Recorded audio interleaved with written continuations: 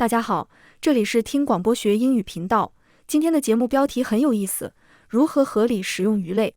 节目中讨论了如何合理食用鱼类，强调使用海鲜指南如 Seafood Watch， 询问鱼类来源以及偏爱国产和竿钓鱼类的重要性，这些通常更加可持续和经济实惠。好了，下面开始听这个有趣的对话吧。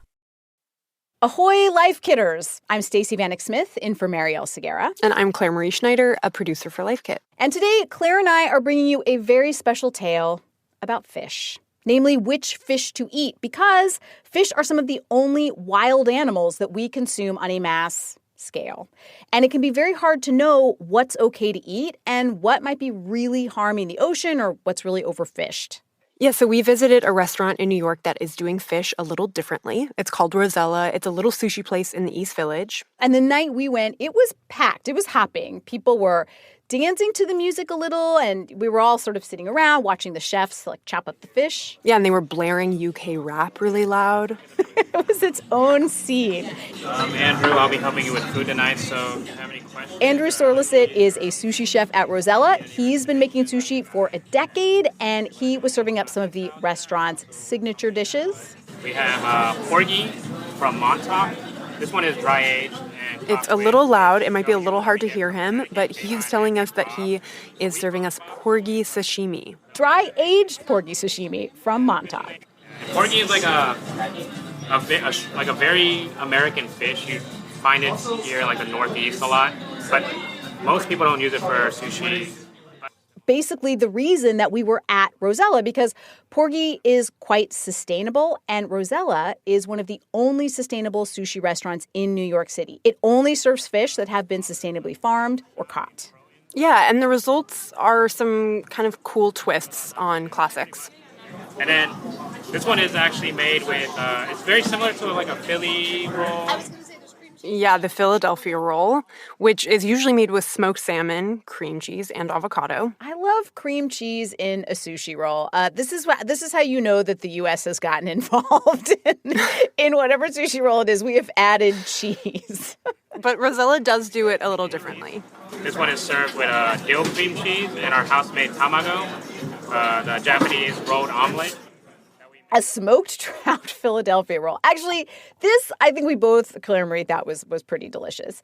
But it kind of shows how being a sustainable sushi restaurant puts you in this kind of bind. Because, you know, a lot of the greatest sushi hits, the rolls that people come in to order, they don't really make the cut. For instance, salmon, that is definitely one of the most popular sushi fish. So this time of year, sustainable salmon is just really hard to come by. So right now, Rosella's salmon avocado roll is actually an Arctic char avocado roll. And it's actually dishes like the char avocado roll that brought Sasha Litvinov to the restaurant the night we were there. Do you know that it's a sustainable sushi restaurant? Yes, very much a draw. Part of what drew me is that it's a sustainable sushi restaurant. It's, complete travesty getting what's going on in the oceans these days, and the fact that somebody's paying attention and trying to make it, do their part in this town is really exciting.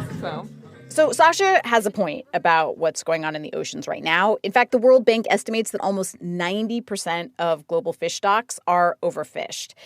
And the effect, it's kind of mind-blowing. It's been pretty devastating. Over the past 40 years, marine species have seen their populations fall by more than a third. And Sasha said that she appreciates that at Rosella she can just order anything she wants off the menu because she knows all the fish is sustainable. Right. I mean, and I felt that too when we were there. You can just kind of order anything off the menu and they've done all the curating for you. But, Claire Marie, let's say you don't have the money to eat at a sustainable sushi restaurant every night. Maybe you just need to figure out which fish to buy to cook up for dinner, or, you're at Red Lobster and you're trying to figure out what to order. Don't worry, we have got you covered. You can have your fish cake and eat it too. This is going to be the whole episode, isn't it? I have so many fish puns that I've been saving up for this moment, Claire Marie. It's going to be the whole episode, yes. On this episode of Life Kit, along with many, many fish puns, we are going to take a deep dive into fish. What to eat, what not to eat. And what to consider when you're buying fish, too. Okay, so Claire Marie, before we dive into which fish to eat, which fish not to eat, what's sustainable, we should probably talk about how we are defining sustainable in this episode because it can mean a lot of different things. For our purposes today, we are talking about fishing practices that don't have a really negative environmental impact. And this is everything from like overfishing to local ecosystems, all of it. Yeah, so you're at the grocery store and you're looking at all the fish for sale. You're seeing tuna, shrimp, crabs, trout, whatever. But how do you know what you should buy? Hello, my name's Jennifer Dianto-Kemerly. I'm the Vice President of Global Ocean Conservation at Monterey Bay Aquarium in California. Yeah, so the Monterey Bay Aquarium has created one of the best resources for people who are trying to eat more sustainably. It's called the Seafood Watch Guide. Yes, seafoodwatch.org is totally free, and it's become kind of a big thing. It's actually quite unique. It wasn't planned at all. Yes, and Jennifer says this whole thing, the whole Seafood Watch Guide, started by accident back in the 90s. The aquarium put this flyer out in their cafe to just let guests know how they were sourcing the seafood that they were serving there at the cafeteria. So we created these little tent cards, and lo and behold, people started taking them, which was a real surprise to us. But we're like, wow, I think we're onto something here. People are really interested in this information. So then Seafood Watch evolved into these little wallet-sized cards and then to a website, and it is now used by millions of people all over the world. It covers every kind of fish you can think of, from northwestern brook trout to Alaskan king crabs to Caribbean lobster. It is all covered by the Seafood Watch's traffic light system. That's our first takeaway. Do your homework. Use a guide and look up the seafood that you tend to like to buy or order at a restaurant. Take yourself to fish school. There are a bunch of sites, and they're all really thorough and free. So obviously Seafood Watch, of course, but also NOAA has a great guide, and so does the Safina Center at Stony Brook University, and the Environmental Defense Fund has a seafood selector. Yes, I mean, and truly, we've looked at all of these, Claire Marie. The sites are kind of overwhelming. There is just so much information, and it gets really, really granular. It's so hard to know. I mean, there are really great farmed fish, there are really terrible farmed fish, totally sustainable wild-caught fish, totally unsustainable wild-caught fish. And the idea of trying to look through it while you are in line or while a server is staring at you, waiting for you to order something, that could be hard. Yeah, so Jennifer recommends actually just picking the fish that you tend to eat, the stuff that you're buying or ordering at restaurants, and educate yourself. Stacey, what's your favorite kind of fish? I mean, this is going to sound so basic, but it is the truth. My favorite fish is salmon. I love salmon. So yeah, if you look up salmon in the Seafood Watch Guide, you'll see different kinds of salmon are totally sustainable, green light fish, and then others get a red light. So as of this taping, king salmon farmed in Alaska and New Zealand gets a green light. Also, salmon caught with gill nets or trolling lines in the northeastern U.S., green light. And red light, which means take a pass for now, that would be king salmon caught with gill nets in Canada. Those salmon are apparently overfished. Also, Coho salmon farmed in Chile. Apparently, there's been a problem with the fish getting out of the pens and harming the wild salmon population. So red light. Yellow light, this means there are some concerns about how it's been raised, like farmed Atlantic salmon raised in Norway can be good, but they use some chemicals to get rid of sea lice on the fish, which may be a little iffy. But there are all kinds of factors Seafood Watch takes into account. Yes, and Jennifer says for salmon, for the specific case of salmon, a lot of the farms, they just really pack the fish in there, and that's a lot of what can create a red light situation. I would love the listeners to envision these big net pens off the coast floating. And in those net pens are hundreds, thousands, tens of thousands, depending on how big the net pen is, of salmon. And any time you have a large number of one species in a space, disease can spread very quickly. So what we do when we're assessing farmed salmon is we're really looking at the chemical and the pesticide use. And depending on the patterns of the water temperature, how many fish are packed into a net pen, this really does impact disease outbreaks and chemical use. But then there are issues that have nothing to do with the animal itself. Take, for example, the Maine lobster. Oh, no. I love Maine lobster. I know, me too. So the real problem here isn't actually the lobster population itself.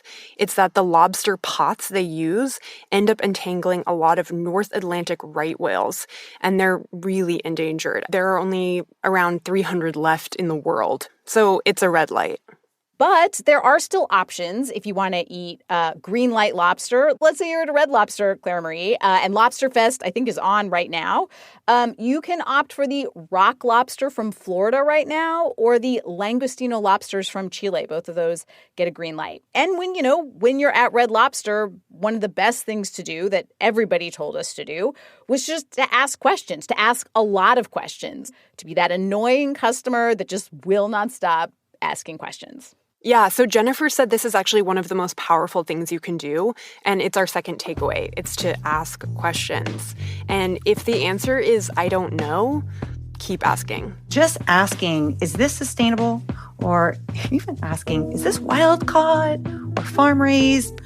It's really surprising how many retailers and restaurants can't tell you. And I think as a consumer, just making it known that that's important to you really helps programs like Monterey Bay Aquarium, Seafood Watch do the work that we need to do. So help us help you. Ask questions at point of sale. Is it farmed or wild? Is it sustainable? Where is it from?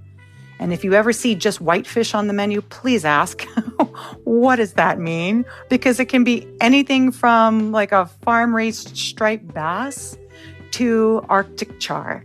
And Jennifer says those questions have a big impact. Servers and fish sellers will feel pressure to know that information, and that can actually push them to make changes. Jennifer says she has seen this happen. Take the rockfish.